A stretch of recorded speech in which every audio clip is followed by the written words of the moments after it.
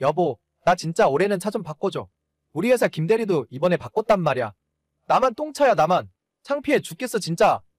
아니, 당신이 지금 차 바꿀 때야? 우리 아들이 내년이면 유치원 들어가는데 한 푼이라도 더 모아놓을 생각을 해야지. 나는 그나마 차도 없어서 버스 타고 출퇴근하는 거 몰라서 그래. 그러니까 내가 지금 타는 차를 당신이 끌고 다니고 새 차 한 대 뽑자. 우리 애도 좀 넓은 차 태워줘야지. 쓸데없는 소리 하지 마. 한 달에 아파트 대출금으로 얼마씩 나가는지 몰라서 그래. 제발 정신 좀 차려, 이 인간아.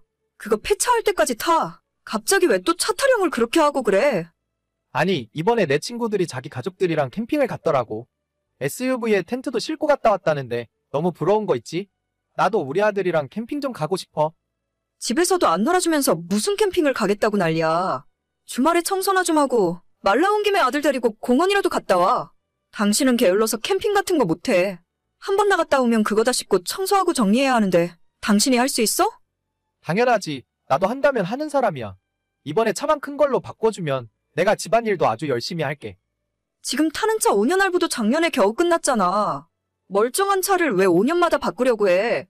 더 이상 이야기했다가는 나 화나려고 하니까 이제 그만 이야기해. 아니, 친구들 다 큰 차 타고 다니는데. 저는 결혼한 지 7년 된 37살의 여자예요. 이야기 들어서 짐작하시다시피 저희 집 형편은 그리 넉넉하진 않습니다. 남편이랑 제가 맞벌이하면서 사는데도 간신히 세 식구가 먹고 사는 정도예요. 그나마 3년 전에 청약이 당첨되어서 작년에 새 아파트로 이사 들어온 것이 다행인데 대신 그만큼 200만 원에 달하는 대출금을 갚느라 허리가 휘어질 지경입니다. 올해까지 아들이 어린이집을 다니고 내년부터는 유치원을 다녀야 해요. 이제 학원도 하나씩 보내야 하는데 저축해놓은 돈도 별로 없어서 머리가 지끈지끈합니다. 이런 상황은 하나도 생각하지 않고 최근 들어서 자꾸 새 차를 사고 싶다는 소리를 하는 철없는 남편 때문에 스트레스를 받다 못해 속이 답답해서 미치겠더라고요. 남자는 나이를 먹더라도 애라고 하더니 정말 철이 없어도 이렇게 없을 수가 있나 싶었습니다. 보통 젊은 시절에 즐기고 놀던 남자들도 결혼하고 처자식이 생기면 정신 차리고 가족들을 위해 열심히 산다고 하는데 이놈의 인간은 40이 넘은 나이에도 아직 자기밖에 모르고 우리 집안 형편 뻔히 알면서 새 차 사달라는 소리가 어떻게 입 밖으로 나오는지 모르겠습니다. 그런 와중에 작년 말에 저희 친정아빠가 병원에서 건강검진을 받았는데 그 결과가 좋지 않아서 서울의 큰 대학병원에서 정밀검사를 다시 받았어요. 예약하는데도 오래 걸리고 검사 결과 나오는데도 시간이 좀 걸리더라고요. 엄마, 병원에서 전화 왔어? 그래, 방금 전에 연락받았다. 너희 아버지 어떡하니 이제? 왜 그래? 병원에서 뭐라고 하는데? 아무래도 암인 것 같다고. 다음 주에 아빠 모시고 다시 병원으로 오라는데 너희 아빠 어떡하면 좋니? 괜찮을 거야. 너무 걱정하지 마. 다시 제대로 검사하면 별일 없을 테니까. 엄마도 일단 진정해. 그래, 다음 주에 예약했으니까 다시 검사 받아보고 내가 연락해줄게. 알겠어요. 엄마 계좌로 용돈 좀 보낼 테니까 아빠랑 맛있는 거 드시고 기운 차리고 있으셔요. 하지만 안타깝게도 저희 아빠는 암이 맞았고 그것도 췌장암 사기 진단을 받았습니다. 평생 회사 생활하면서 늦은 시간까지 무리해서 일을 하시고 퇴근하면 술 한잔하는 걸 낙으로 여기고 살았던 아빠인데 정말 제대로 된 효도 한번 해드리지 못하고 시한부 진단을 받으시니까 제가 죄송해서 몸둘 바를 모르겠더라고요.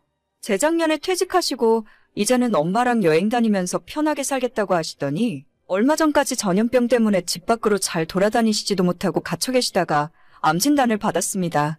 병원에서는 드라마에서나 보던 것처럼 6개월을 이야기하시더라고요. 그것도 사기 진단을 받은 사람들이 평균적으로 6개월이지 더 길지 짧을지 아무도 알 수가 없답니다. 이럴 때 기댈 수 있는 형제라도 하나 있으면 모르겠는데 저는 외동딸이라서 마땅히 물어볼 곳도 없고 그나마 남편에게 힘든 부분을 털어놓으며 버티고 지냈습니다.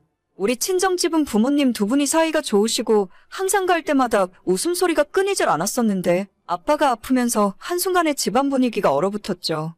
모임을 여러 개나 한꺼번에 다니실 정도로 활발한 성격의 엄마였는데 요즘은 맨날 우울해하시고 저와 새벽에 전화하면서 눈물을 흘리는 일도 많아지셨습니다. 부모님이 저렇게 힘들어하니까 자식이 된 입장에서 도와드릴 수 없다는 게 정말 미칠 것 같더라고요. 암에 좋다는 음식도 사다 드리고 한약이나 차가버섯 같은 것도 어렵게 구해서 가져다 드렸는데 하루가 다르게 살이 빠지고 쇠약해져가는 아빠의 모습을 너무 지켜보기 힘들었어요. 장인어른은 좀 어때? 오늘 건우는 내가 알아서 볼 테니까 당신은 장모님 옆에 더 있어줘. 거기서 자고 주말까지 보내고 와. 그래도 집에는 가야지. 오늘만 엄마랑 같이 있고 내일 아침에 건너갈게. 집안일도 밀렸고 건우 공부도 봐줘야 해. 그래, 당신 편할 대로 해. 다음 주에 장인어른 또 병원 간다고 했지? 그날에 내가 월차 내고 모시고 갈까? 아니야. 내가 그냥 아빠 차 끌고 가려고. 뭐하러 당신이 월차까지 내. 장인어른 차가 커서 당신이 운전하기 힘들 텐데 그냥 내가 하루 쉬고 병원까지 모시고 갈게. 병원 주차장이 좁아서 아마 당신이 운전하고 가면 고생할 거야. 그래주면 나야 고맙지. 당신이 웬일이야? 우리 아빠 걱정을 이렇게까지 하는 줄 몰랐네. 에이, 장인어른이 나를 얼마나 예뻐해 주시는데. 하나 있는 사위라고 우리 결혼 생활 처음부터 잘해주셨어. 알아주니까 기특하네. 아무튼 생각해줘서 고마워. 그럼 엄마한테 당신이 다음 주에 모시러 온다고 이야기해 놓을게. 그래, 그렇게 해. 장모님 잘 봐드리고 내일 천천히 와.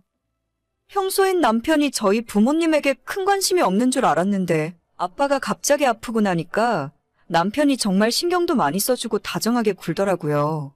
나이만 먹었지 철이 덜 들었다 생각했는데 이런 상황에서는 역시 남편은 남편이구나 싶어서 든든하고 고마운 마음이 들었습니다. 저희 아빠는 3년 전에 퇴직하시면서 차를 새로 바꾸셨어요. 그전까지는 10년도 넘게 낡은 승용차를 타고 다니셨는데 엄마랑 놀러 다니시겠다며 큰맘 먹고 뒷자리도 넓은 커다란 외제차를 새로 구입하셨습니다. 하지만 3년째 마음대로 돌아다니질 못하니까 차는 그대로 아파트 지하주차장에 있었고 지금도 거의 새 차나 마찬가지예요. 3년 동안 겨우 12,000km 정도밖에 운전을 안 했는데 제가 그 차를 운전해서 아빠를 병원으로 모시려고 해도 우리 집 차에 비해서 너무 크니까 부담스럽더라고요. 앞뒤로도 길고 옆으로도 넓어서 이러다 괜히 옆차를 긁을 것만 같고 특히나 주차할 때는 아주 애를 먹었어요. 남편이 그런 제 이야기를 몇 번 들었는지 그때부터는 자기가 시간을 빼서 직접 운전을 하고 아빠와 함께 병원을 다녀주더라고요. 귀찮을 법도 한데 군소리 없이 굳은 일을 대신해주는 남편이 고마웠고 좀 달리 보였습니다. 저희 엄마는 어차피 운전면허도 없고 나중에 아빠 돌아가시면 엄마한테 이 차를 싸게 달라고 해서 남편 끌고 다니라고 줘야겠다 생각하고 있었는데 그새를 못 참고 얼마 전 남편이 입을 놀리더라고요. 여보, 오늘도 장모님 댁에서 자고 올 거야? 그러려고. 엄마가 많이 우울해하시네. 내일 아침에 건우 어린이집까지 문제없이 보낼 수 있지? 그건 걱정하지 마. 방금 저녁도 먹이고 세수하고 이도 닦였어. 그런데 내가 요즘 가만 생각해보니까 아버님 그 차는 이제 운전할 사람이 나밖에 없잖아. 그런데 당신 이상한 소리 할 생각이라면 그냥 아무 말 하지 마. 아니, 그게 아니고 일단 내 말 좀 끝까지 들어봐. 어차피 아버님도 운전 못 하시는데 그 차를 계속 놀게 하는 게 아깝다는 생각이 들어서 그냥 이참에 내 앞으로 돌려놓고 내가 타고 다니면서 관리할까? 야, 이 인간아. 너는 지금 그 소리가 입에서 나오냐? 어째 요즘 좀 조용히 산다고 했다. 당신이 우리 엄마한테 차값이라도 줄 거야? 아니, 나는 그냥 내가 장인어른 모시고 병원 다니니까 기왕 운전하는 김에 내가 맡아서 관리하는 게 낫지 않을까 해서 해본 말이지. 원래 기계라는 것이 자주 안 써주면 녹슬고 고장나니까. 너는 진짜 인간이 글러먹었다. 너가 우리 아빠 생각해서 병원 모시고 다닌 게 아니라 그 차 운전하고 싶어서 그런 거였네. 가만히 입 좀 다물고 있었으면 내가 다 생각이 있었는데 진짜 너 같은 인간한테는 절대 우리 아빠 차 주면 안 될 것 같아. 아니, 당신 무슨 말을 그렇게 해? 내가 얼마나 장인어른 장모님 걱정을 하고 있는데. 됐으니까 앞으로는 아빠 병원 갈 때도 내가 모시고 갈 거야. 다신 내 앞에서 차 이야기는 꺼내지도 마.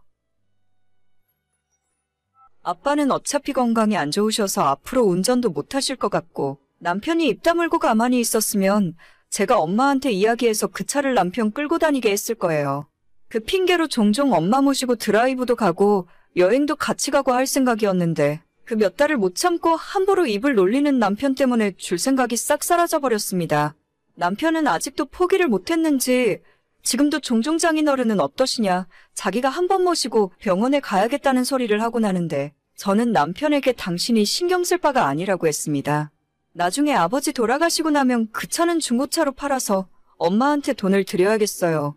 사람이 자기 분수에 맞게 살아야지 눈치도 없이 큰 욕심을 내니까 얻을 것도 못 얻는 거죠. 오늘의 사연은 여기까지입니다. 구독과 좋아요, 알림 설정은 많은 힘이 됩니다. 다들 행복하시고 좋은 하루 되세요.